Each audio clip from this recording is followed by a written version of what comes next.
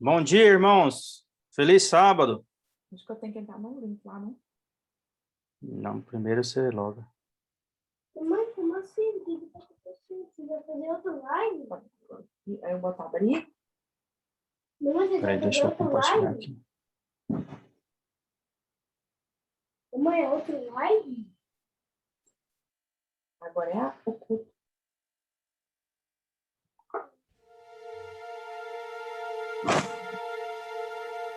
Manda abrir lá em cima. Fazer logo. Você vai colocar seu usuário sem seu e-mail e a senha que você colocou. Isso. De Gmail. Na oração encontro paz. Orar a Deus faz bem minha alma. Falar com Deus me satisfaz.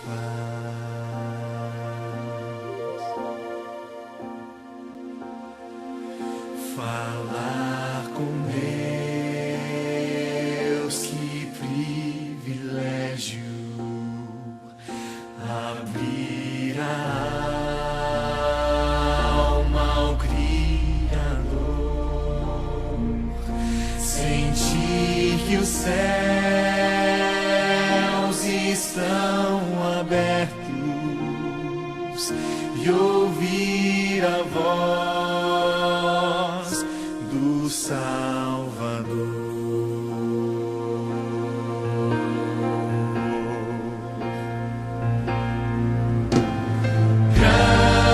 Grande é o nosso Deus e as obras que Ele faz. O seu amor não tem limites. Em seu perdão encontro paz.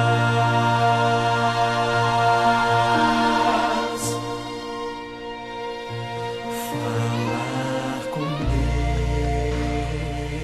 Deus é o que preciso, pois Ele é fonte de poder. Só nele a vida faz sentido, pois me dá forças pra viver.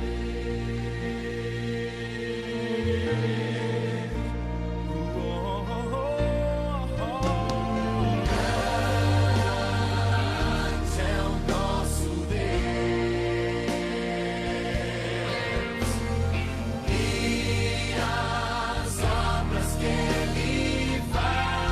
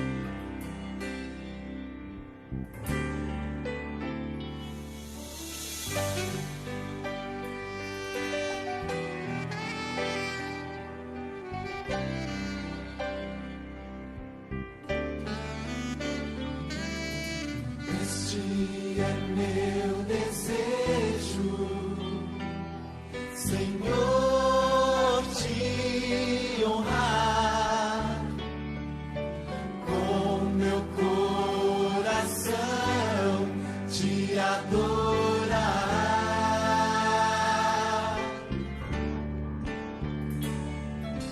Tudo que há em mim te dá louvor,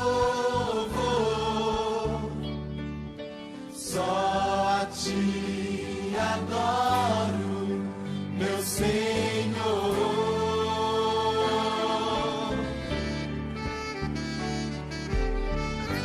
Toma o meu coração e toda a minha alma, eu vivo só pra ti, sempre que eu respirar, cada vez que eu acordar, faz o teu querer em mim.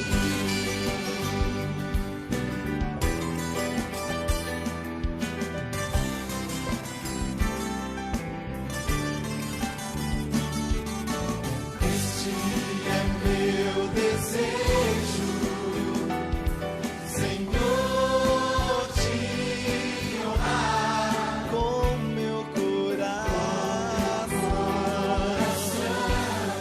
te adorar.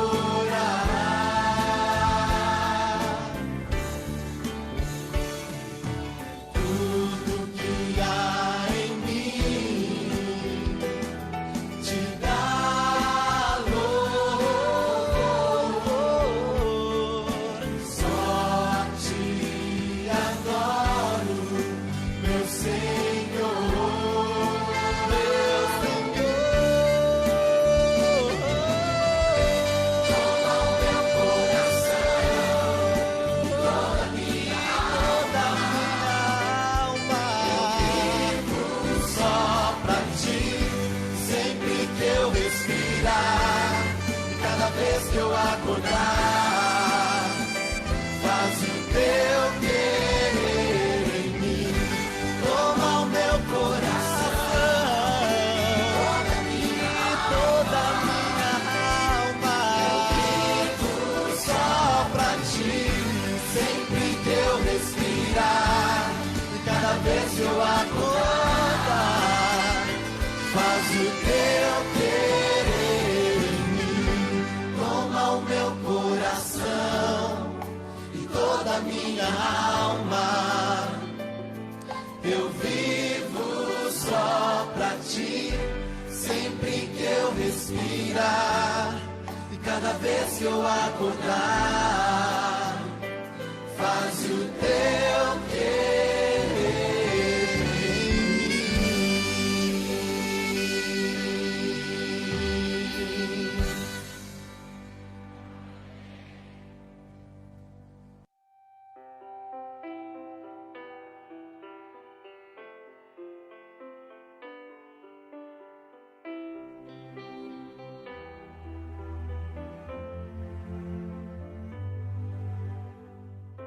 Angústia, sofrimento, a noite não passa.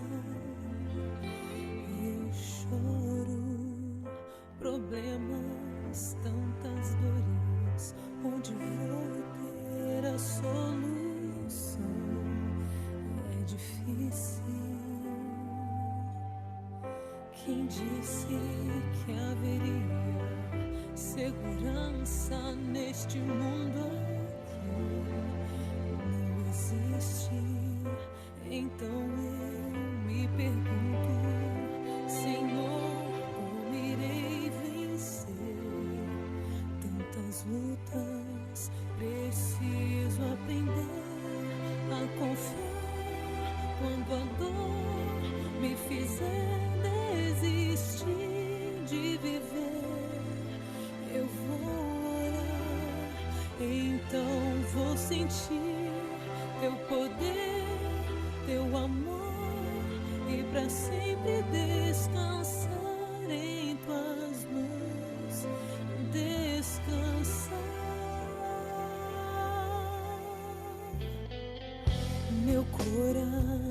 se fecha, sentimentos que nunca provou. O fere, mas vai abrir aos poucos, aos raios da manhã que irão curá-lo. Eu vou aprender a confiar quando a dor me fizer desistir de viver. Eu vou orar, então vou sentir teu poder, teu amor, e pra sempre descansar em tuas mãos, descansar.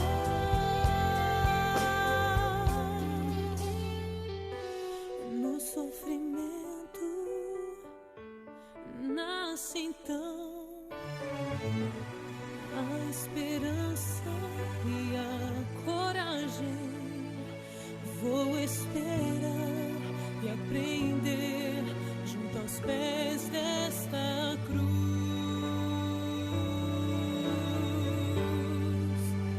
Eu vou aprender a confiar quando a dor me fizer desistir de viver.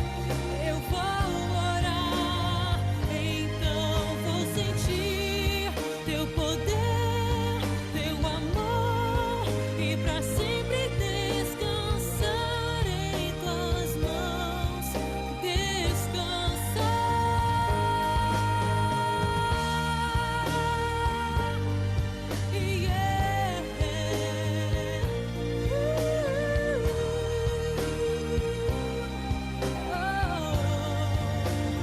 Então vou sentir teu poder, teu amor, e pra sempre descansar em tuas mãos, descansar.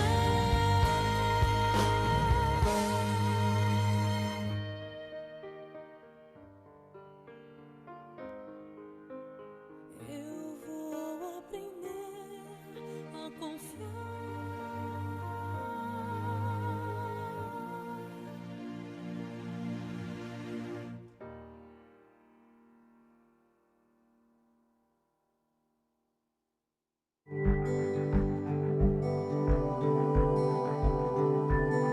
Provai e vede. História de hoje: os ossos de José. Você sabia que podemos aprender uma lição muito importante a respeito dos ossos de José? Sim, aquele José da Bíblia, filho de Jacó. Olha, se José tivesse nascido nos nossos dias, ele definitivamente seria visto como uma criança mimada. O menino tinha de tudo: uma bela casa, melhores roupas e, além disso, sempre era o protegidinho de seu pai. Veja bem, José tinha muitas razões para se tornar um adulto mimado.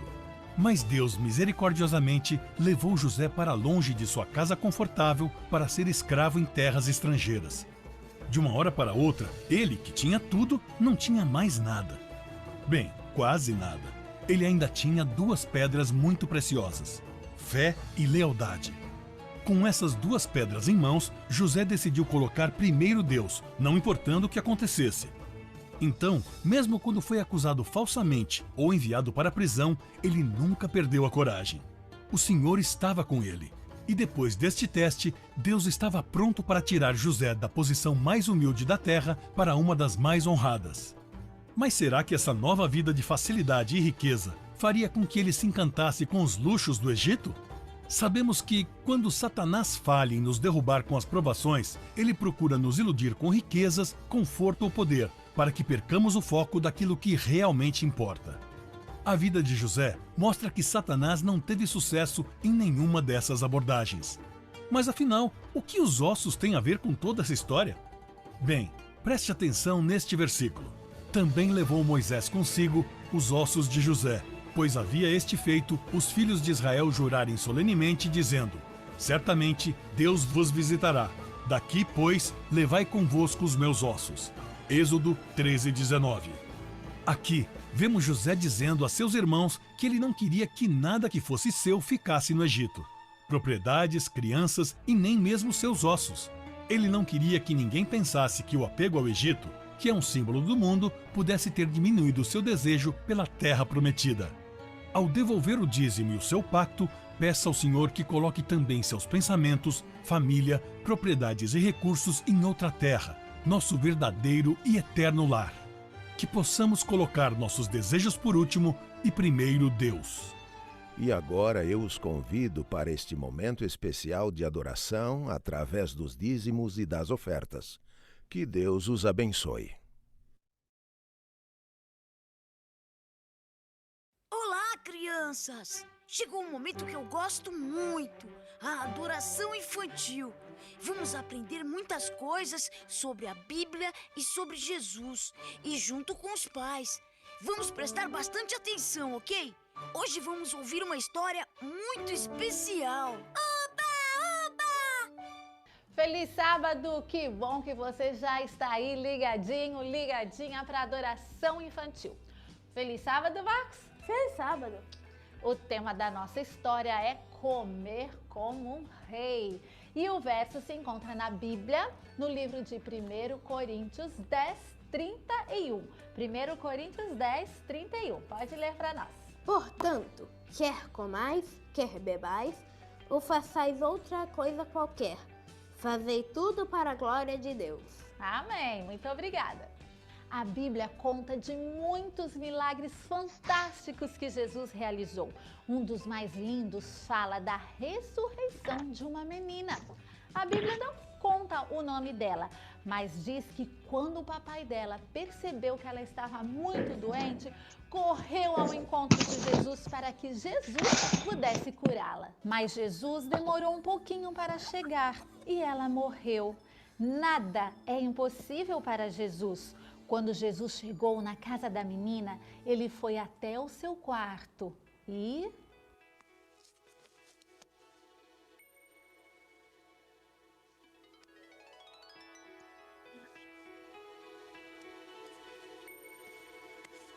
Vamos, menina.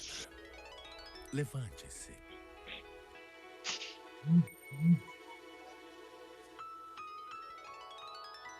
Quer abrir?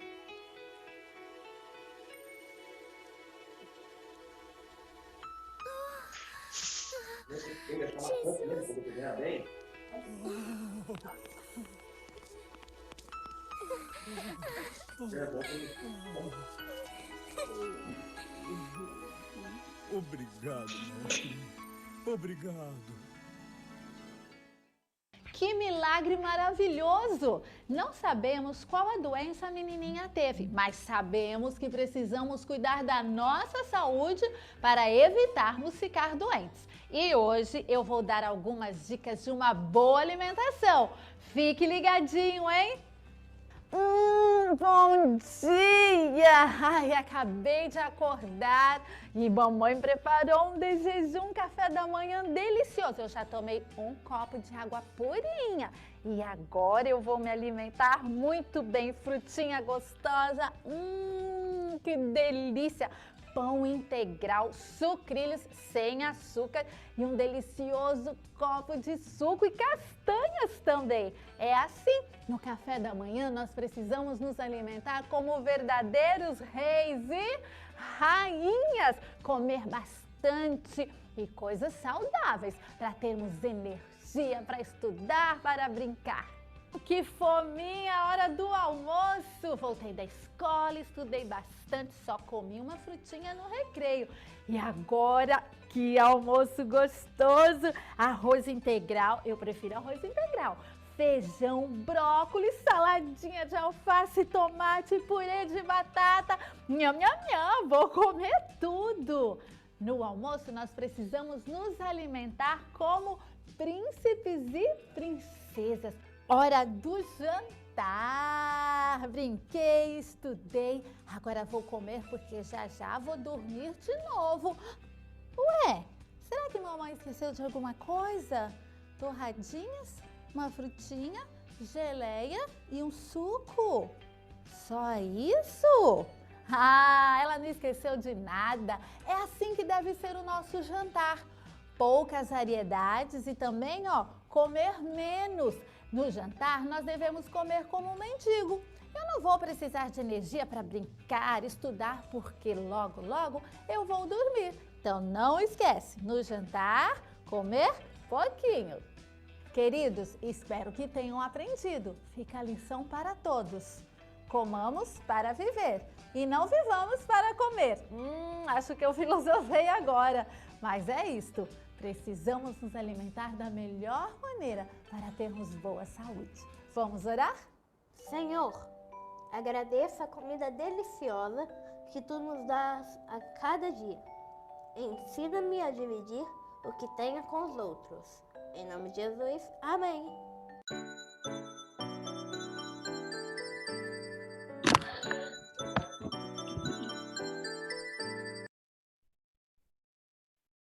Bom dia, irmãos. Feliz sábado. É uma alegria estarmos aqui nessa sala virtual que é a nossa igreja, né? Para juntos a gente louvar o nome do nosso Deus. É uma alegria mesmo à distância, né? Ver vocês, é uma alegria mesmo à distância ver vocês. Ô, irmã Jaci.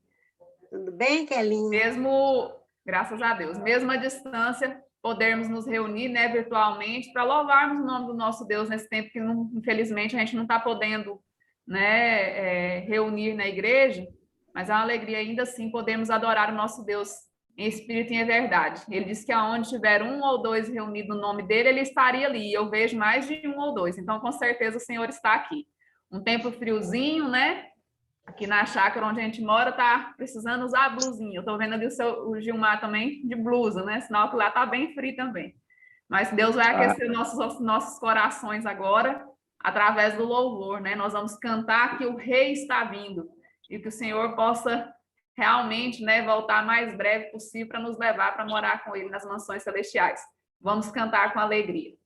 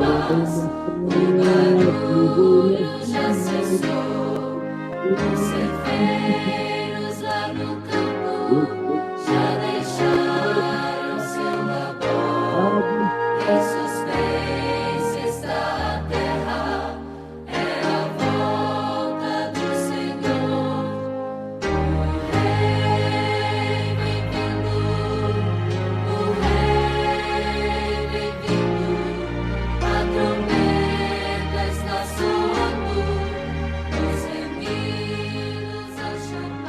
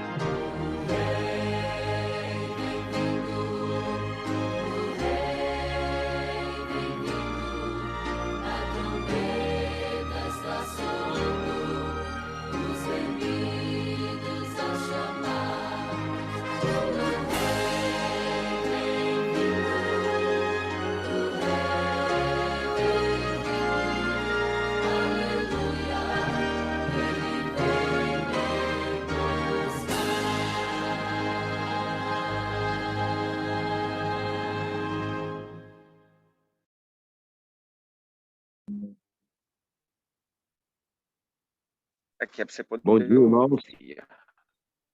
Bom dia, irmãos. Agora vamos curvar as nossas frontes e vamos falar com Deus. Soberano Deus, Criador dos céus, da terra, do mar, da fonte das águas, nosso Criador e nosso Redentor. É com grande alegria no nosso coração, nesse dia sagrado, que é o dia do Senhor, que nós nos reunimos, mesmo virtualmente, para adorar ao Senhor, Pai. Os teus filhos aqui, porque eles desejam ter uma comunhão contigo, ter um contato contigo, Senhor, receber de ti as bênçãos dos altos céus quando a tua sagrada palavra for aberta. Daqui a pouco, o teu servo, pastor Júnior Lima, irá abrir as sagradas escrituras. E nós lhe rogamos, Senhor, que teu santo e bom Espírito seja derramado em uma porção dobrada sobre ele, para que ao abrir a palavra e abrir a sua boca, não seja um mero ser humano falando, mas que seja o Espírito Santo usando o vaso, usando o ser humano, para trazer a mensagem que o Senhor deseja para cada um de nós. Por favor, Senhor, que esse mesmo Espírito seja derramado também em porção dobrada sobre a mente e o coração de cada um que está assistindo, para que assim, Senhor, nós possamos ter a certeza e o mais importante, ter um entendimento daquilo que o Senhor deseja ensinar para todos nós.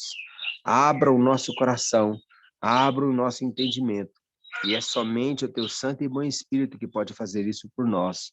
Nós entregamos as nossas vidas em tuas mãos, e desde já lhe agradecemos por essa bênção, em nome de Jesus. Amém, Senhor.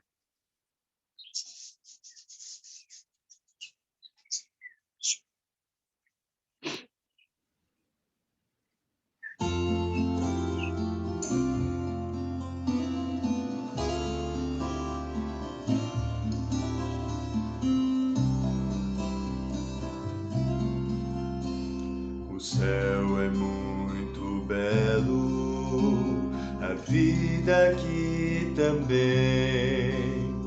Vou ter que escolher viver aqui ou no além. Quero estar lá no céu, e este é meu lar.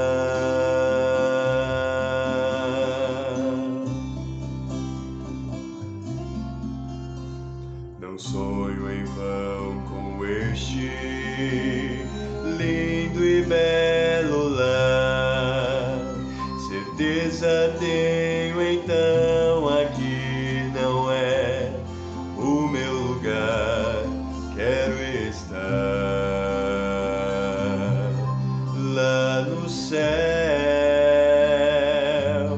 e este é meu lar.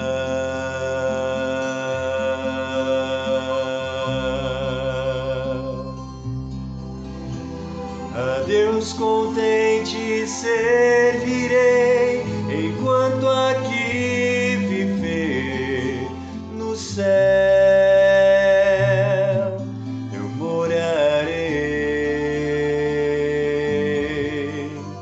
e quando os meus olhos a morte vier fechar, esperarei Jesus voltar, e não mais sofrerei, pois subirei para o céu. Um dia virá.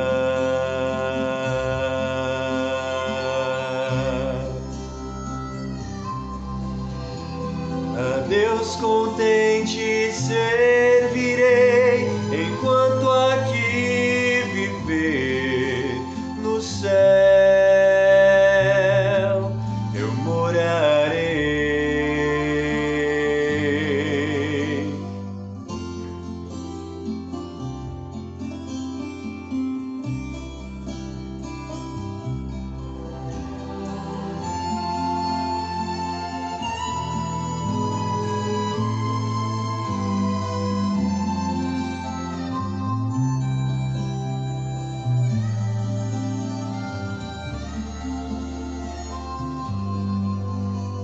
E quando os meus olhos a morte vier fechar, esperarei Jesus voltar e não mais sofrerei, pois subirei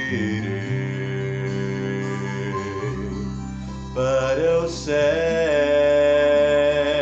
um dia virá.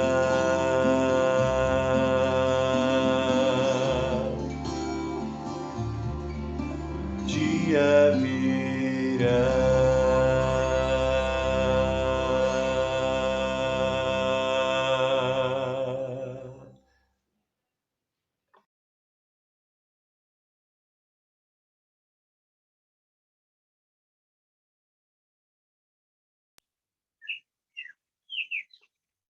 Pastor, agora a palavra está com o senhor.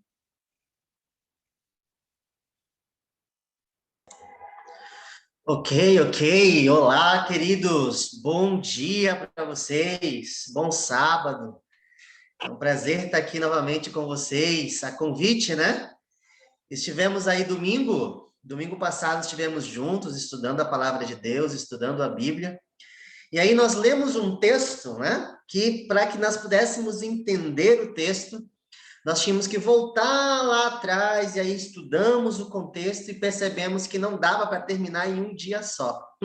E olha só que legal, já me convidaram de novo. Eu pensei que ia demorar um pouquinho, mas já estamos aqui para continuar o nosso estudo, tá bom?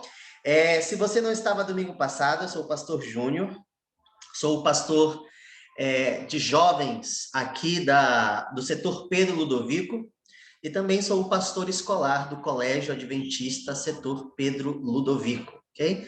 E aqui a gente cuida, então, da igreja e da escola, ok? Num ministério compartilhado.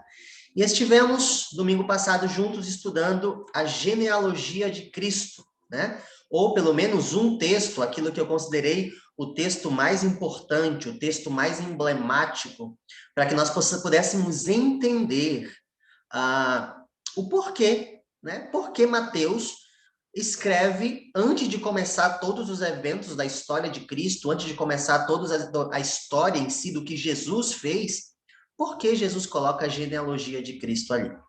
E eu vou te convidar mais uma vez a ir lá para o livro de Mateus. Mateus capítulo 1, versículo 11. E nós vamos ler de novo esse texto, que é um dos textos mais importantes deste primeiro capítulo, ok? Ou pelo menos da genealogia de Cristo. Mateus, capítulo 1, verso 11. Ok? Eu vou ler aqui na minha versão, eu estou usando a revista atualizada. Você pode ler na sua versão, Mateus, capítulo 1, verso 11. Diz o seguinte na minha Bíblia. Josias gerou a Jeconias e a seus irmãos no tempo do exílio na Babilônia. Ok? Vamos lembrar um pouco o que nós estudamos domingo passado. Domingo passado, para que nós pudéssemos entender esse versículo, nós voltamos lá para o livro de 1 Samuel, capítulo 8. E lá em 1 Samuel, capítulo 8, nós percebemos que o povo de Deus, que antes era gerido, era organizado, era liderado por aquilo que nós chamávamos de os juízes, nós percebemos que em 1 Samuel capítulo 8, então os juízes foram depostos e Israel pediu um rei, né? Mas nós percebemos ali no texto e nas leituras que nós fizemos, de que esse rei que Israel tinha pedido, na verdade, era uma substituição. Deus era o rei de Israel. E Deus, como rei de Israel, foi então confrontado com esse pedido do povo de Israel, e nós percebemos 3 coisas.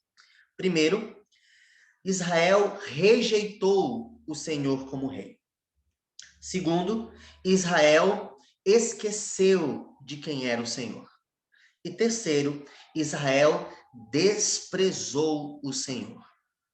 E então, Deus, na sua bondade e atendendo o livre-arbítrio do povo, concede Israel a oportunidade, então, de ser o seu rei, né? Com mágoa no coração, mesmo Israel não querendo a Deus como rei, Deus, então, abre mão desse posto. E hoje, nós vamos continuar essa abordagem. Mateus capítulo 1, versículo 11 diz que Josias gerou a Jeconias e a seus irmãos no tempo no exílio da Babilônia. Pastor, o que isso tem a ver com os reis? O que isso tem a ver com o que nós estudamos domingo passado? Muito bem. Para que nós entendamos este versículo, nós temos que ir lá para o livro do profeta Oséias. Vem comigo. Livro do profeta Oséias, capítulo 8. Oséias, capítulo 8. Talvez não seja um livro que você tenha o costume de ler muitas vezes, ok?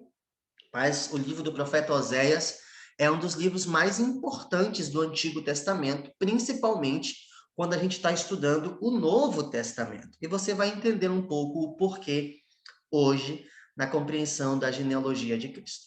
Oséias, capítulo 8. Ok? Encontraram? Tudo certo? Podemos ler? Oséias capítulo 8, então, a partir do versículo 1, começa dizendo o seguinte: emboca a trombeta.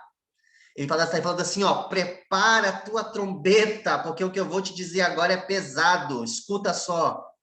Ele vem como a águia contra a casa do Senhor, porque transgrediram a minha aliança e se rebelaram contra a minha lei. A mim me invocam, nosso Deus, nós, Israel, nós te conhecemos. Israel, porém, rejeitou o bem. O inimigo o perseguirá. Vamos lá, vamos começar a entender o texto. Lá em 1 Samuel, capítulo 8, quando Deus dá a Israel a oportunidade de ter o seu rei, Deus reserva para si uma prerrogativa. Qual é a prerrogativa que Deus reserva para si? É a seguinte: vocês querem o rei? Ok, eu abdico do trono e eu permito, então, que vocês tenham um rei. Só que tem um problema: eu vou escolher o rei. Sou eu quem vai dizer quem vai ser o rei. E aí, então, Samuel, direcionado por Deus, escolhe o primeiro rei de Israel. E vocês conhecem, né? O primeiro rei de Israel foi Saul. Saul foi escolhido para ser o primeiro rei de Israel, e assim, então, inicia-se aquilo que a gente chama de a monarquia de Israel. Meus amigos, só que tem um problema. Quando a gente coloca nas mãos de homens aquilo que deveria ser colocado nas mãos de Deus, o desastre é certo. E Israel, então, tem o seu período monárquico. Existem 2 períodos em Israel, aquilo que nós chamamos de o Reino Unido e aquilo que nós chamamos de a divisão do reino. No Reino Unido, nós temos 2 reis. Depois de Saul, que faz o que é mal perante o Senhor, depois que Saul morre, o reino se divide. É em Saul que o reino se divide. Depois que Saul morre, o reino se divide. O reino do norte, que mais tarde vai ser chamado de Israel, ele é governado por 7 anos por um rei chamado Isbosete, ok? Isbosete, que era o filho de Saul. O reino do sul é governado por Davi, o mais famoso rei de Israel. Então, Isbosete, que era o filho de Davi, filho de Saul, reina no reino do norte por 7 anos. E Davi reina no reino do sul por esses 7 anos. Depois de vários períodos, aqui a gente não vai contar a história toda, Isbosete morre. E depois que Isbosete morre, Davi assume as outras tribos, e aí então ele se torna o rei de Israel. Eu te pergunto, Davi foi um bom rei? O que você acha? Davi foi um bom rei?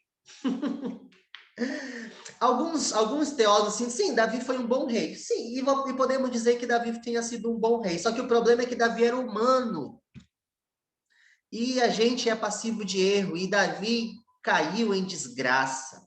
Davi assassinou, Davi adulterou, Davi foi um mau pai, Davi foi um mau marido, Davi foi um mau rei em devidos momentos.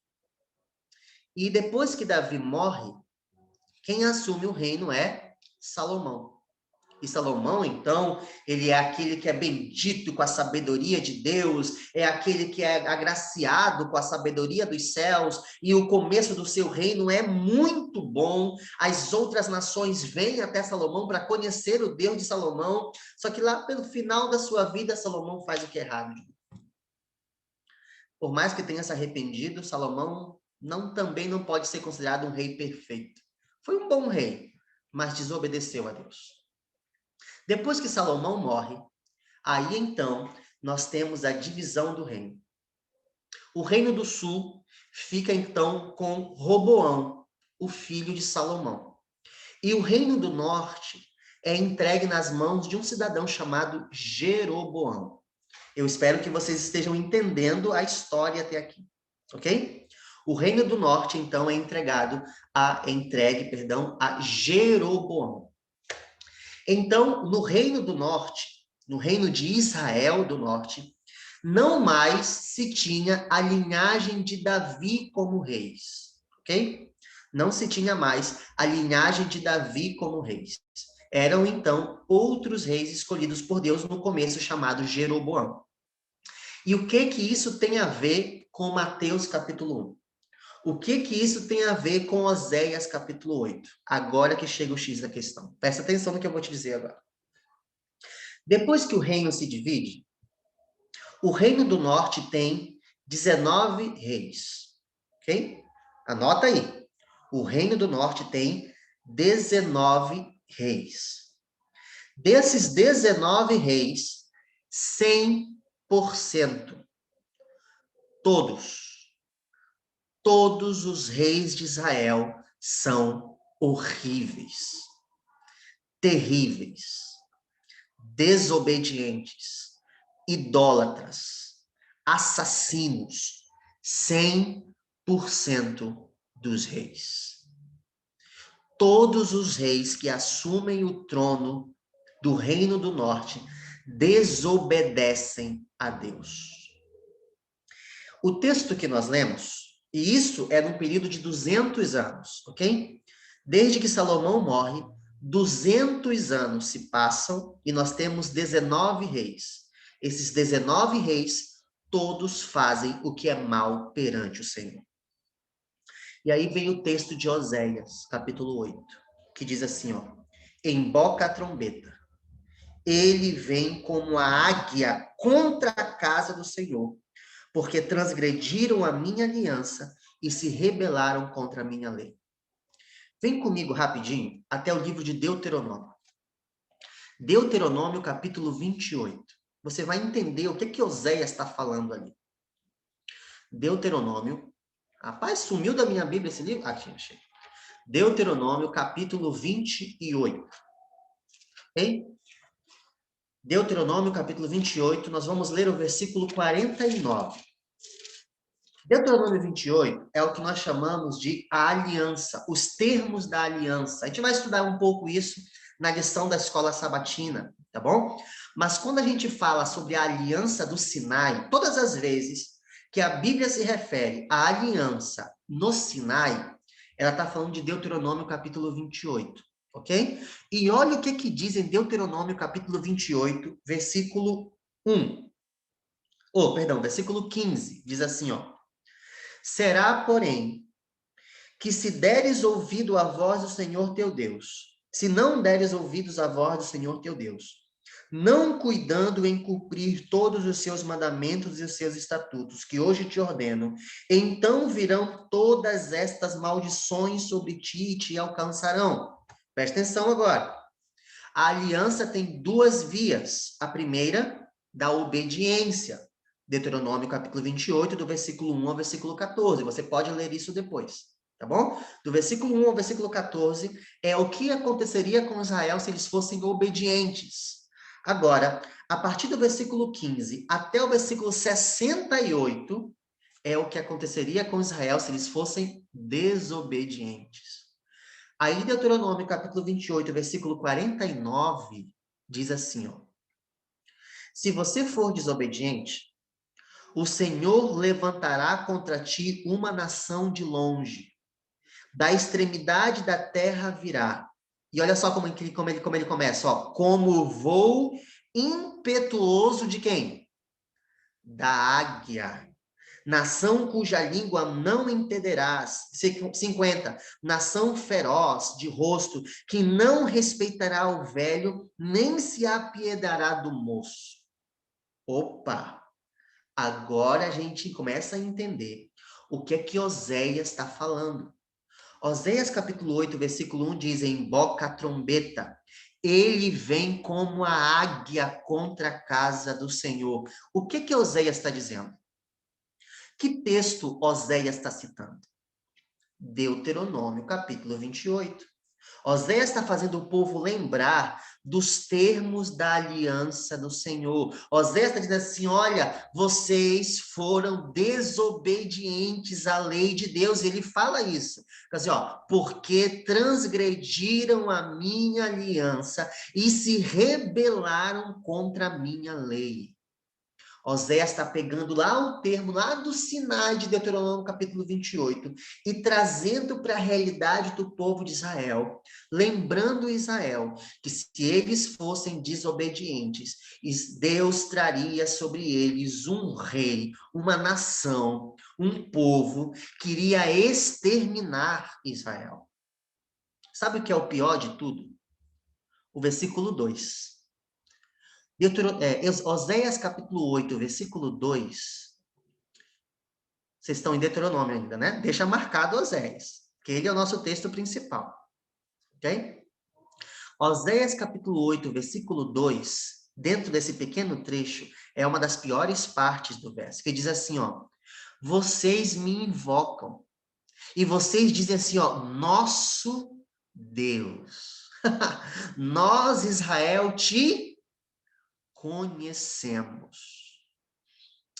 O que é pior? A transgressão de alguém que não conhece ou a rebeldia e a transgressão daqueles que dizem conhecer? O que é pior? O que é pior?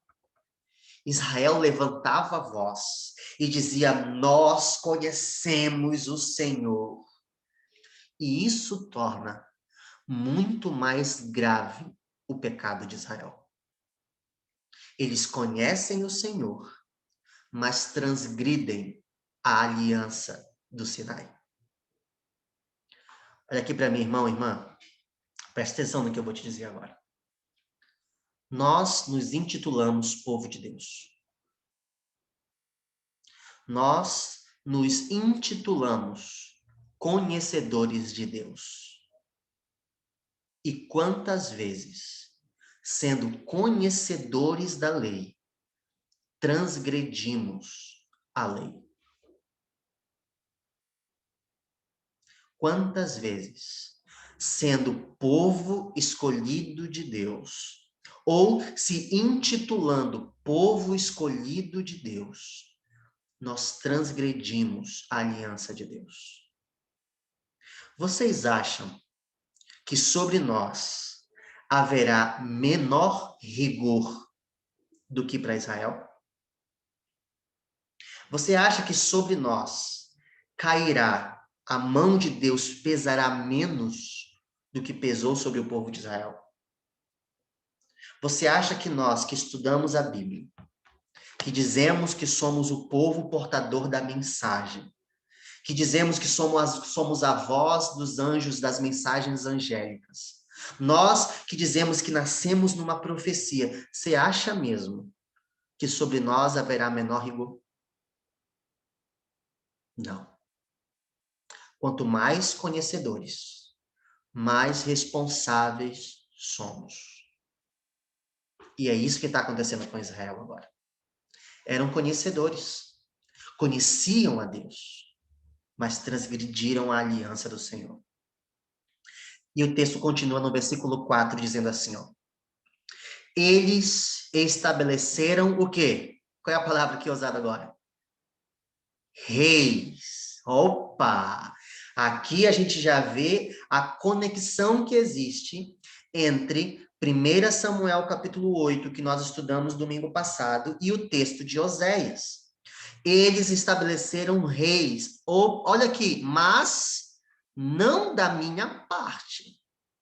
Constituíram príncipes, mas eu não soube. Olha o que ele está dizendo. Lembra que eu falei no começo? Quando Deus dá a Israel a oportunidade de ter reis, ele reserva para si uma prerrogativa. E a prerrogativa era, vocês terão reis, mas eu vou escolher os reis. O povo de Israel, o povo do norte, esses 19 reis que se estabelecem durante 200 anos, somente um foi escolhido por Deus. E é Jeroboão, o primeiro.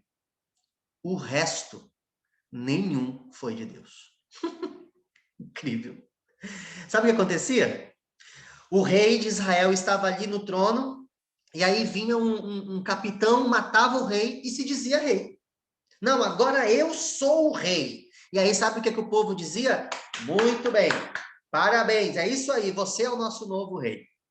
E aí essa dinastia passava, esse rei morria, assumia o seu filho, assumia seu neto, aí vinha um outro assim, eu também quero ser rei. Ia lá, matava o rei, e dizia assim, ó, agora eu sou o rei. Aí sabe o que o povo dizia? É isso mesmo, é assim mesmo, é assim que a gente gosta. Você é nosso novo rei. E assim foi acontecendo na história de Israel. Se você volta lá para o primeiro livro de Primeiras Reis, você vai ler um pouco disso. Soldados viraram reis. Capitães do exército viraram reis. E o povo apoiava isso. E o povo gostava. E o povo dizia assim, uhul, muito bem, temos um novo rei. Hosana, era isso que o povo fazia. Aí sabe o que Deus fala? Assim, peraí, não. Vocês estabeleceram reis, e os reis que vocês estabeleceram, não fui eu que enviei. Os reis que vocês estabeleceram, eu não fiquei sabendo. Não passou pela minha tutela. Reis estabelecidos pelo povo. Sabe qual é o desastre? Sabe qual é o desastre? É que nenhum desses reis serviu a Deus. Nenhum dos 19 reis de Israel, do Reino do Norte, nenhum obedeceu a Deus. E aí Deus usa isso como um argumento para a destruição que vem sobre Israel. Quando a gente coloca nas mãos de homens aquilo que é prerrogativa divina, tudo dá errado. Vou te fazer a mesma pergunta que eu encerrei o sermão do domingo passado. Quem é que está no trono da tua vida? Quem é o teu rei? Quem é o rei? É Deus o rei ou é as suas vontades? É Deus o rei ou é as suas paixões? É Deus o rei ou são as suas perspectivas? É Deus o rei ou o teu marido é o rei? É Deus o rei ou a tua esposa é a rainha? É Deus o rei ou os teus filhos são o rei? Tudo que ocupa o lugar de Deus vai tirar ele do trono. Primeiro erro de Israel. Reino do Norte. Eles estabeleceram reis. Mas esses reis, Deus não conhecia. Ainda no livro de Oséias, vem comigo para o capítulo 10. Oséias, capítulo 10, versículo 15. Olha o que que Deus diz aqui. Ó. Assim vos fará Betel, por causa da vossa grande malícia. Como passa a alva, assim será o rei de Israel, o quê? Totalmente destruído. Lá em 1 Samuel, capítulo 8, o povo de Israel tira Deus do trono. Aqui em Oséias, capítulo 8, capítulo 10, Deus está dizendo, agora vocês vão colher as consequências de vocês entregarem o trono a qualquer pessoa que não seja Deus. Eles estabeleceram reis. E esses reis conduziram o povo para a desgraça. Sabe quem foi Oséias? Sabe quem foi esse profeta que nós estamos lendo aqui? Ele foi o último profeta enviado por Deus. Nossa, alguém ligou o áudio aí e eu agora. Oséias foi o último profeta enviado por Deus para o reino de Israel do Norte. O último profeta. Passaram-se grandes profetas. Sabe quem foi profeta no reino do norte? Elias. Conhece a história de Elias? Elias. Sabe o que o povo fez? Se arrependeu? Não. Outro profeta no povo de Israel, Eliseu. Lembra da história de Eliseu? 2 vezes o espírito de Elias. Israel. Oséias foi o último. Oséias era a última voz. E ele dizia assim, ó, o rei que vocês escolheram vai ser destruído. Primeiro erro de Israel, estabeleceram reis. Mas não somente isso. Volta para Oséias capítulo 8. Oséias capítulo 8, versículos 4 a 6. Olha o que o texto continua dizendo. Eles estabeleceram reis, mas não da minha parte. Constituíram príncipes, mas eu não soube. Da sua prata e do seu ouro fizeram ídolos para si, para serem destruídos. O teu bezerro, ó Samaria, é rejeitado. A minha ira se acende contra eles. Até quando serão eles incapazes da inocência? Porque vem de Israel, é obra de artífice, não é Deus. Mas em pedaços será desfeito o bezerro de Samaria. Se a primeira coisa que Israel faz é estabelecer reis para si, a segunda coisa que Israel faz é estabelecer deuses para si. Eu quero abrir aqui um parênteses enorme para te falar uma coisa, irmão e irmã, querido amigo, querida amiga. O primeiro passo para que nós possamos nos tornar idólatras, o primeiro passo para que a gente coloque qualquer outra coisa na nossa vida como Deus é tirar Deus do trono. Quando outra coisa ou quando outra pessoa é o teu rei, automaticamente outra coisa vai ser o teu Deus.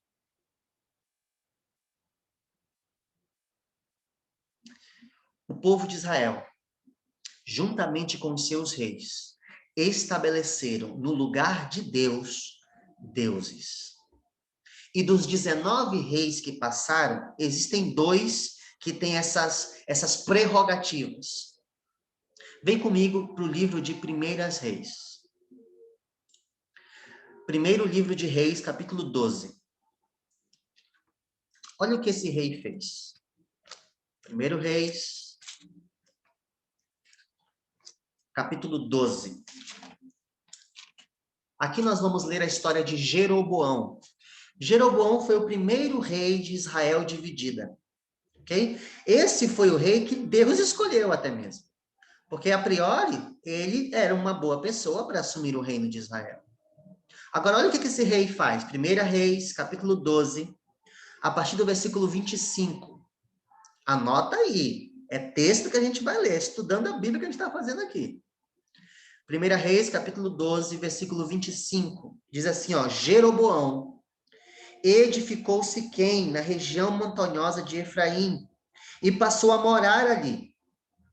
Disse Jeroboão consigo, agora tornará o reino para a casa de Davi. Se este povo subir para fazer sacrifícios na casa do Senhor em Jerusalém, o coração dele se tornará o seu senhor, a Roboão, o rei de Judá. E eles vão me matar, e eles vão tornar ele como rei de Judá. Sendo assim, o rei, tomando conselhos, fez 2 bezerros de ouro e disse ao povo, basta, de subirem a Jerusalém. Vês aqui os teus deuses, ó Israel, que te fizeram subir da terra do Egito.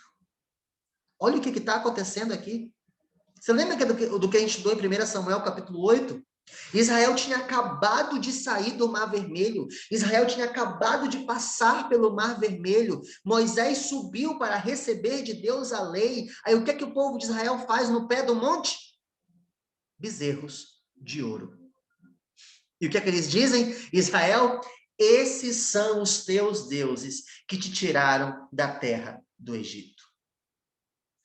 Depois de muitos séculos, Jeroboão faz a mesma coisa. A mesma coisa. O que é que ele faz? Constrói 2 bezerros. Coloca um no extremo norte e coloca outro na divisa entre Israel e Judá. E ele fala assim, ó, vocês não vão mais até Jerusalém. Vocês não vão mais até a casa do Senhor. Sabe o que vocês vão fazer? Vocês vão adorar os nossos próprios deuses, os nossos bezerros, que eles sim nos tiraram da terra do Egito. Estabeleceram para si deuses. Lembre-se, o primeiro passo para a idolatria é tirar Deus do trono. É o primeiro passo para a idolatria. Porque qualquer outra coisa que assuma o trono que pertence a Deus vai tornar-se teu rei. Vai se tornar o teu rei. Irmão, se o teu trabalho tem primazia sobre Deus, o teu trabalho é o teu rei. E, por consequência, o teu trabalho é o teu Deus. Se a tua família tem prerrogativa, primazia sobre Deus, a tua família é o teu rei. E a tua família vai ser o teu Deus. Se a tua noiva jovem, se o teu noivo jovem, se o teu... qualquer coisa que ocupe o trono da tua vida, automaticamente vai ser teu Deus. Israel estabelece reis que não vêm da parte de Deus. Israel estabelece deuses que não são Deus. E não só Jeroboão. 1 Reis, capítulo 16, vai um pouco mais para frente. 1 Reis, capítulo 16, versículos 29. Eu falei para vocês que existem 2 reis que têm essas prerrogativas, ok? O primeiro é Jeroboão. Toda vez que você lê o livro de Reis, todos os reis que vêm depois de Jeroboão, você vai ler assim, ó. E andou ele nos pecados de Jeroboão. E fez ele aquilo que Jeroboão fez. Só que aí vem um outro rei. Pior do que Jeroboão. Um rei chamado Acabe. E aí, 1 Reis, capítulo 16, a partir do versículo 29, diz assim, ó, Acabe, filho de Onre, começou a reinar sobre Israel, no ano 38º de Asa, o rei de Judá, e reinou Acabe, o filho de Onre, sobre Israel, em Samaria, 22 anos. Fez Acabe, o filho de Onre, o que era mal perante o Senhor. Olha o que o texto diz, ó, mais do que todos os outros reis que foram antes dele. Como se fora pouca coisa andar ele nos pecados de Jeroboão, o que nós acabamos de ler, aquele rei que constrói os 2 bezerros de ouro, como se fosse coisa pouca andar ele nos pecados de Jeroboão, tomou por mulher a Jezabel, filha de Etbaal, rei dos Sidônios, foi e serviu a Baal e o adorou. Foi e serviu a Baal e o adorou. Aí o versículo continua assim, ó. Levantou um altar a Baal na casa de Baal, que edificara em Samaria. Sabe o que Acabe fez? Ele não somente construiu os bezerros de ouro, continuou adorando os bezerros de ouro, como ele construiu para Baal um templo em Samaria. Você tem ideia do que está acontecendo? A gente está falando de um rei de Israel. Ele constrói um templo para Baal. Você consegue entender o que está acontecendo com o povo de Deus? E o versículo 33 termina assim, ó.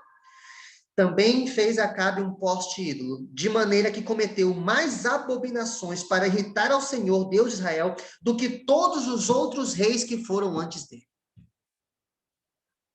Esses são os líderes de Israel. Líderes de Israel. Constrói bezerros, constroem templos, substituem a adoração que era para Deus, para os seus ídolos. É isso que está acontecendo com o povo de Deus. Sabe por que está acontecendo isso? Por causa lá de 1 Samuel, capítulo 8. Porque trocaram o reino. Porque entregaram o reino. Porque tiraram Deus do trono. Colocaram o trono nas mãos de homens. Nas mãos de mulheres até. Vocês vão ver isso. E esses reis mergulham Israel em plena idolatria. É isso que está acontecendo. Agora volta para Oséias capítulo 8. Vamos ler o texto que a gente acabou de ler. Oséias capítulo 8, versículo 4 em diante. Deixa marcado o livro de Oséias aí. Eu falei que a gente ia voltar bastante nele. Eu gosto de ler a Bíblia. Bíblia atrás de Bíblia. Vamos lá. Oséias capítulo 8, a partir do versículo 4, diz assim, ó. Eles estabeleceram reis, mas não da minha parte. Constituíram príncipes, mas eu não soube. Da sua prata e do seu ouro fizeram ídolos para si, para serem destruídos. O teu bezerro, ó Samaria, é rejeitado. A minha ira se acende contra eles. Até quando serão eles incapazes da inocência? Porque vem de Israel. É obra de artífice, não é Deus, mas em pedaços será desfeito o bezerro de Samaria. Aqui Deus está se referindo aos pecados e aos ídolos levantados tanto por Jeroboão, o rei de Israel, quanto por Acabe, rei de Israel. E aí, a partir do versículo 7, continua dizendo assim, ó. Porque semeiam ventos e cegarão tormentas. Não haverá seara.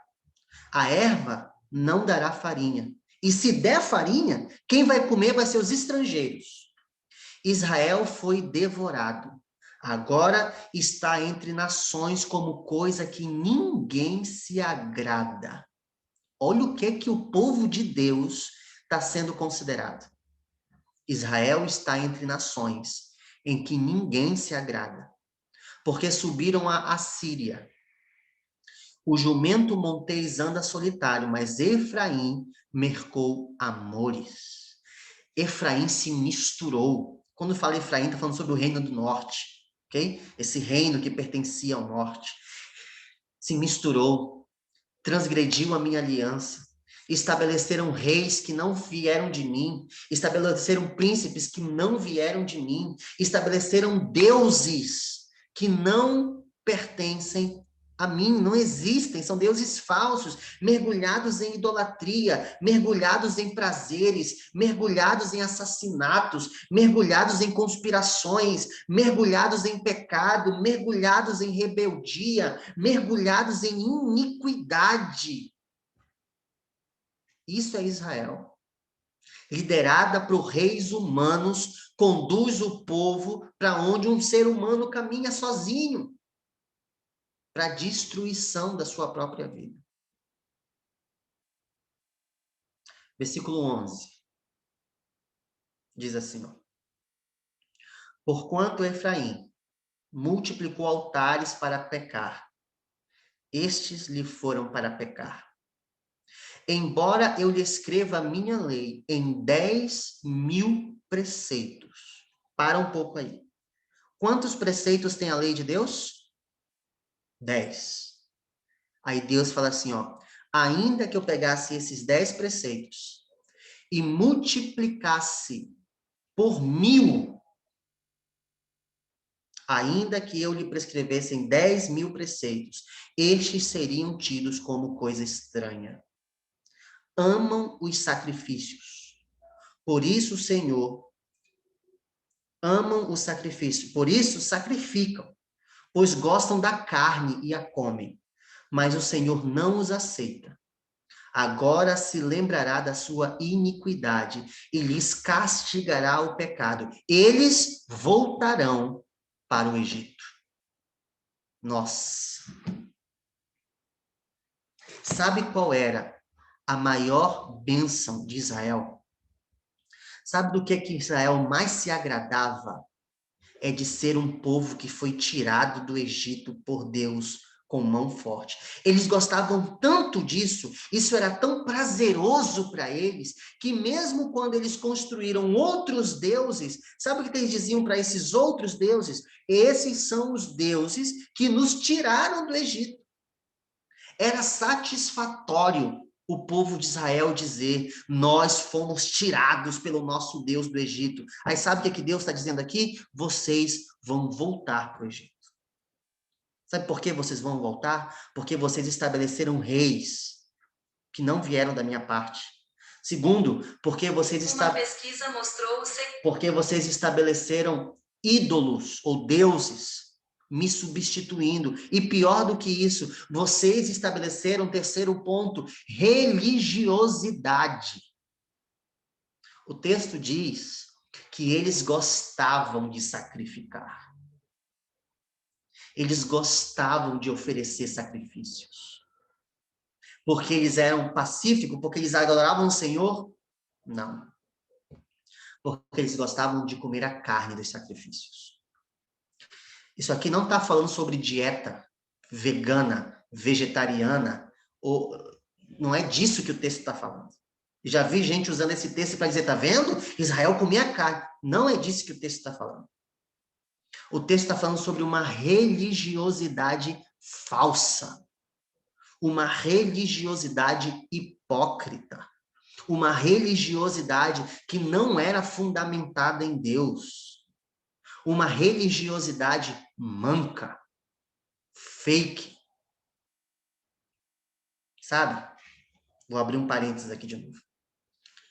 Se você aos sábados coloca uma gravata bonita, um terno, passa sua roupa, passa perfume, vai para a igreja, canta, dá oferta, prega, ora, bota um lenço colorido no pescoço. Se você faz isso, mas o teu rei e o teu Deus não é o Deus Todo-Poderoso do universo, a tua religiosidade não serve. Não adianta nada você fazer um monte de coisa, você sacrificar, você orar, você pregar, você cantar, você doar sangue. Não adianta nada se o teu rei não é Deus. Isso não serve de nada se o teu Deus não é o Senhor. É isso que está falando aqui. No texto de Oséias, existe aquela expressão usada por Cristo, lá no livro de Mateus, que fala assim, ó, é melhor obedecer, eu quero obediência, eu não quero sacrifícios. Eu não quero uma religiosidade falsa. Eu não quero que vocês sejam hipócritas, dizendo que me conhecem, dizendo que oferecem sacrifícios em meu nome, dizendo que vocês vêm ao templo para me adorar, mas que o seu coração está longe de mim. Se no trono da tua vida não sou eu que reino, se o teu Deus não sou eu, o teu sacrifício não serve de nada. E sabe qual é a consequência? Vocês vão voltar para o Egito. Lembra dos 2 reis que eu falei para você? Jeroboão, além de construir os 2 bezerros, ele estabelece um sacerdócio em Israel, que não era levita. Jeroboão estabelece um sacerdócio em Israel que não era levita. Você consegue ler isso lá em 1 Reis, capítulo 12, versículo 31 e versículo 32. Se você ler esse texto, você vai ver que Jeroboão estabelece sacerdotes. uma religiosidade sem Deus. Mais do que isso, Acabe, o segundo rei lá, que edifica o templo, ele não só estabelece sacerdotes, mas ele começa a levantar, segura na cadeira no que eu vou te dizer aí, profetas. Ele não somente estabelece sacerdotes, mas Acabe estabelece profetas. Lembre-se, um profeta era a boca de Deus. Profetas. Oráculos de Deus que não são de Deus. É contra esses profetas que Elias faz o seu desafio no Carmelo. Profetas. Profetas. Uma religiosidade sem Deus. Deixa eu te perguntar uma coisa, irmão. Por que você está indo na igreja? Por que você está cantando na igreja? Qual é o foco? Qual é o objetivo? Por que você tem guardado o sábado? Sabe de que serve guardar o sábado e não ter Deus como rei? De nada. Sabe de que serve guardar o sábado e não ter Deus como seu Deus? De nada. Sabe do que adianta você ligar para o teu chefe e dizer assim, meu chefe, me libere na sexta à tarde mais cedo, porque eu sou de nada se Deus não é o teu rei. É uma religiosidade falsa. É sacrifício pela carne, não pelo Deus. 3 erros. Oséias apresenta 3 erros. Primeiro, estabelecem reis que não são colocados por Deus.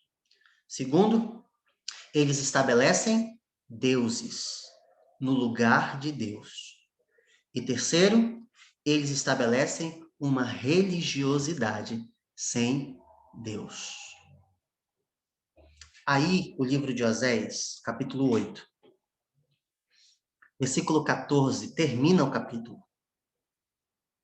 E diz assim, ó, porque Israel se esqueceu do seu Criador, porque Israel edificou palácios, porque Judá multiplicou cidades fortes, mas eu enviarei fogo contra as suas cidades, fogo que consumirá os seus pecados.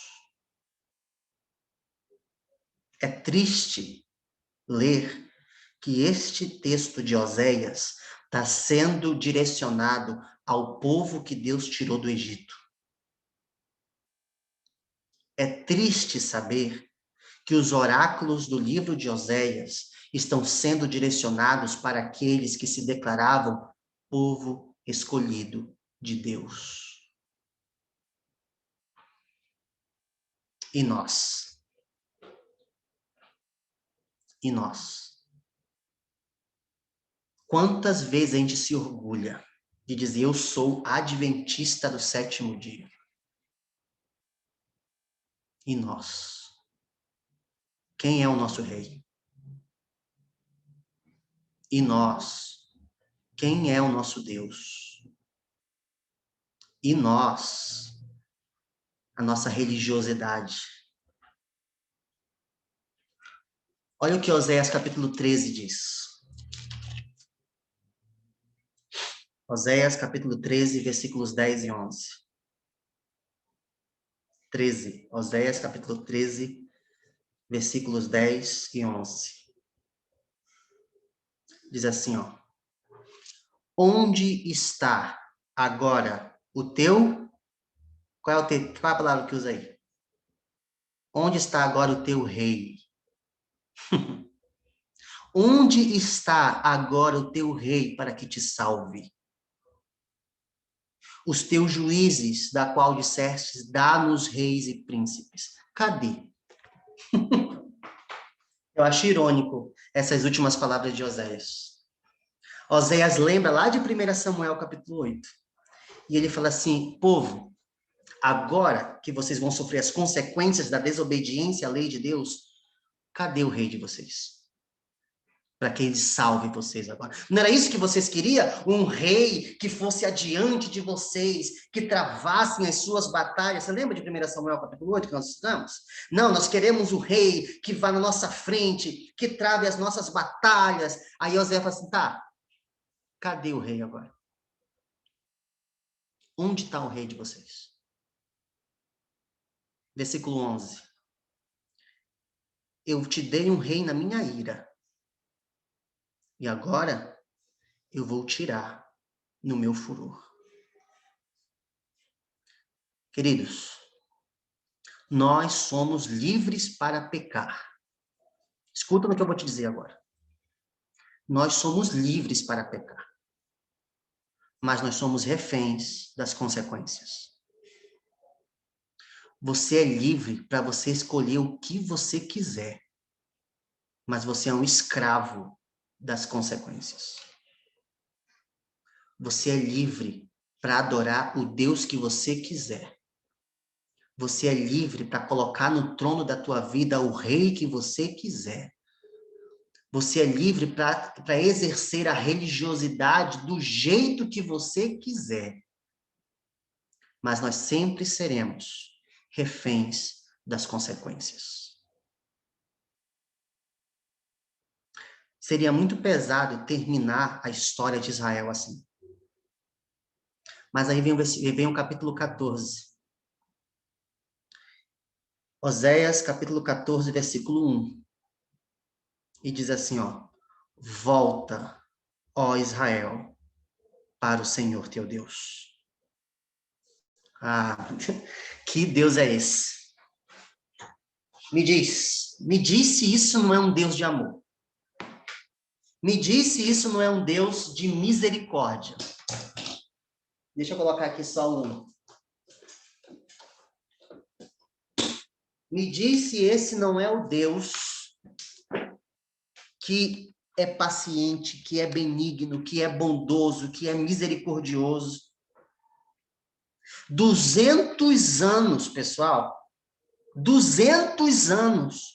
Israel estabelecendo reis que não eram de Deus. 200 anos. Israel estabelecendo deuses longe do Senhor. 200 anos. Israel estabelecendo uma religiosidade longe do Senhor. Aí sabe o que Deus fala? Oséias capítulo 14, versículo 1. Volta, ó Israel, para o Senhor teu Deus. Que Deus é esse? Me diz, que Deus é esse? Que Deus é esse que perdoa a iniquidade? Que Deus é esse que o seu coração é tão benigno desse jeito, mesmo sabendo das desgraças que o povo de Israel escolheu? A última mensagem de Oséias, no seu último capítulo do livro, não é uma mensagem dizendo assim, acabou para vocês. Sabe como é o nome disso?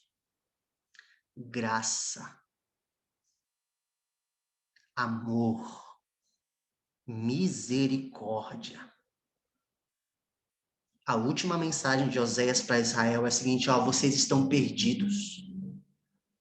Vocês fizeram o que é mal. Vocês trilharam caminhos horríveis. Mas sabe qual é a última mensagem de Deus para vocês? Israel, volta. Volta, ó Israel, para o Senhor teu Deus. Certa vez eu estava fazendo um evangelismo e 21 noites naquele lugar. 21 noites.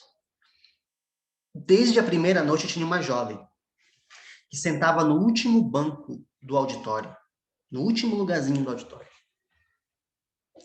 Todas as noites aquela jovem estava ali.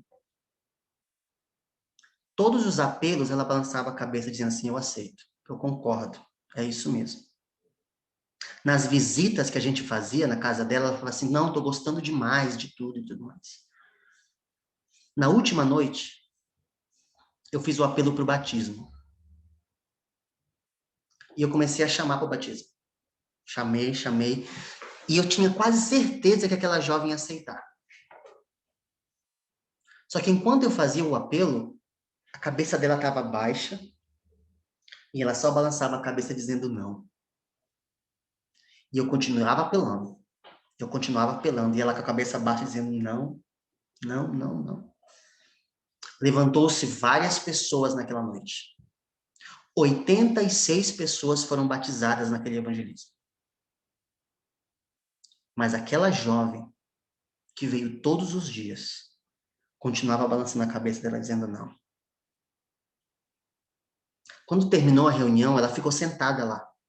E eu fui lá, sentei do lado dela e perguntei assim, por que não? Por que não? E ela começou a me contar a história dela. Uma história terrível. Uma história terrível. Estuprada pelo pai. Molestada desde os 12 anos de idade. Aquela jovem devia ter uns 20, 21 anos de idade, por aí. Desde os 12, sendo molestada pelos pais. Pelo pai. Ela me contou uma coisa pior. Ela dizia assim, pastor, sabe o que é pior de tudo? Eu descobri que eu tô grávida.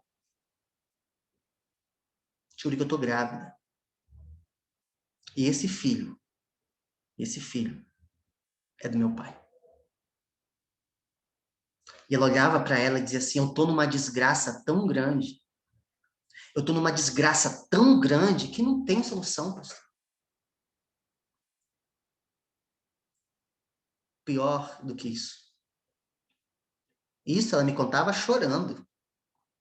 Ela disse assim, pastor, sabe o que mais? Enquanto eu estava aqui, naquela primeira noite que eu vim para cá, que eu sentei, na sua primeira noite, eu tinha acabado de chegar do hospital. Com o resultado de um exame nas mãos. Fazem 21 dias, pastor, que eu descobri que eu sou portadora de HIV, sou soro positivo. E quem me passou?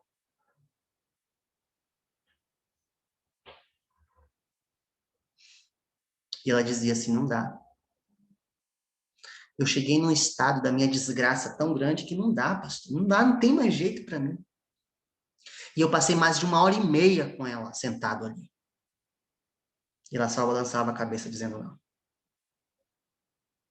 2 semanas depois que terminou o evangelismo, eu recebi uma mensagem. Um dos líderes da igreja me dizendo que aquela menina tinha se suicidado. Tinha tirado a própria vida porque não suportou as agonias das desgraças que o pecado ocasionou na vida dela. Sabe o que é mais triste? É que muitos vão se perder não pelo pecado que existe, mas muitos vão se perder por recusar a graça que superabunda o pecado. Onde abundou o pecado, superabundou a graça. Muitos vão se perder, não pelo pecado que cometeram, mas pela graça e pelo perdão que recusaram. O povo de Israel recebe a última mensagem de Deus. E a última mensagem de Deus é: volta, ó Israel, para o Senhor teu Deus. Sabe qual é a decisão de Israel? Rejeitam. Eles não voltam. O povo de Israel do norte, 10 tribos, são extintas. Deixam totalmente de existir. O rei da Assíria invade Israel. Pega todo o povo de Israel e manda embora para todos os locais. Espalha o povo inteiro. Eles perdem a terra de Canaã. No lugar do povo de Israel, o rei assírio manda diversos tipos de pessoas de todos os locais do planeta onde ele governava. Ele troca o povo, ele pega o povo de Israel e manda embora. É por isso que Jesus fala, que Deus fala, vou mandar vocês de volta para o Egito, num local onde vocês não entendem a língua, num local onde os deuses são outros, vocês vão sair de Israel. No lugar de Israel, do povo, o rei assírio coloca vários e vários idólatras, pagãos de todas as partes. E é por isso que lá no Novo Testamento, os judeus não gostavam dos samaritanos. Porque os samaritanos não eram mais Israel. Eles eram outro povo, misturado. E isso aconteceu porque Israel se recusou a voltar para Deus. Amigo, eu não sei como é que anda a tua vida. Eu não sei se Deus é o teu rei. Eu não sei se o Senhor é o teu Deus. Eu não sei se a tua religiosidade é uma religiosidade falsa ou verdadeira. A única coisa que eu tenho convicção a partir do texto de Oséias é que não importa quão longe nós tenhamos ido. Não importa quão suja seja a nossa vida. Não importa quão grande seja o nosso pecado. Deus quer nós de volta. Deus nos quer de volta. Se você tem cometido pecados diante de Deus, Deus quer você de volta. Se a tua vida, por mais que você se declare povo de Deus, é uma vida que está longe de Deus, Deus quer você de volta. Entrega teu caminho ao Senhor. Confia nele e o mais ele fará. Agrada-te do Senhor e ele satisfará os desejos do teu coração. Não existe caminho tão longo que Deus não esteja disposto a te chamar de volta. Nós vamos orar agora. Mas antes de orar, eu quero que você pense. Como é que anda a tua vida? Quem é o teu rei? Quem é o teu Deus? Como anda o teu relacionamento religioso com esse ser? Se existem pecados a serem comunicados a Deus, hoje é o dia de você receber de Deus o perdão. Oséias capítulo 14, versículo 1. Volta, ó Israel, para o Senhor teu Deus. Volta, ó Israel, para o Senhor teu Deus. Vamos orar. Pai do céu, muito obrigado pela oportunidade que nós temos de, mesmo trilhando caminhos que nos levem para o esgoto do pecado. Obrigado porque mesmo que nós trilhemos caminhos que nos afastem totalmente da tua presença, tu continua pedindo que nós voltemos. E, Senhor, que nós possamos agora, neste momento, dar meia volta em todos os nossos pecados.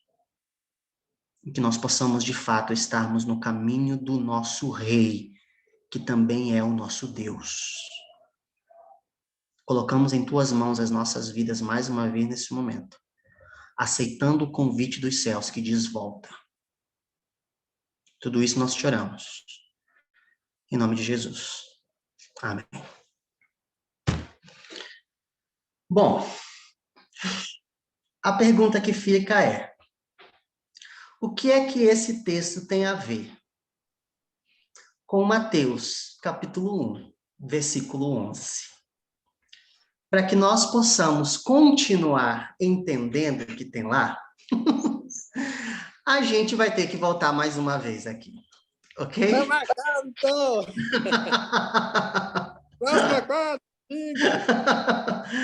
A gente vai ter que voltar mais uma vez aqui. Por hora, eu quero que vocês entendam aqui. Israel pediu um rei.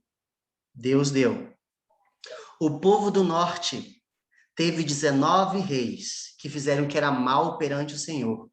Recusaram o perdão de Deus e deixaram de existir. E o reino do sul? O que aconteceu? Vamos ter que voltar outra vez aqui. A gente já está cancelando com o pregador de amanhã para você. Quarta-feira também Os tá livre. anciãos aí, ó, já pode marcar o mês inteiro com ele. Queridos, foi um grande Quarta-feira é muito prazer. pequeno. Mas é muito bom a gente dar essa viajada assim na Bíblia, sabe? Dar uma passeada nela, porque a gente começa a entender várias coisas e a gente já tá doido para saber, né? Quanto que chega a definição desse verso. Queridos, foi um grande prazer estar com vocês. Espero que vocês tenham um sábado excelente e prazeroso na presença do Senhor. Amém. E lembre-se, não existe caminho tão longo trilhado que o nosso Deus não continua chamando que nós voltemos para os seus braços. Que o Senhor te abençoe e te guarde. Que o Senhor faça resplandecer o seu rosto sobre ti, tenha misericórdia de ti. Amém. Que o Senhor sobre ti levante o seu rosto e possa te conceder a paz. Que Deus abençoe vocês. Amém. Vamos marcar a semana de oração, viu? Tchau, queridos. Bom sábado a todos. Quero entender que ele... Feliz sábado, pastor. Obrigado por ter aceitado o convite, tá? Estamos aí. Depois nós vamos mandar mais outro convite aí, tá bom? Tá ok. Tchau, tchau. Até mais. Tchau, meu povo.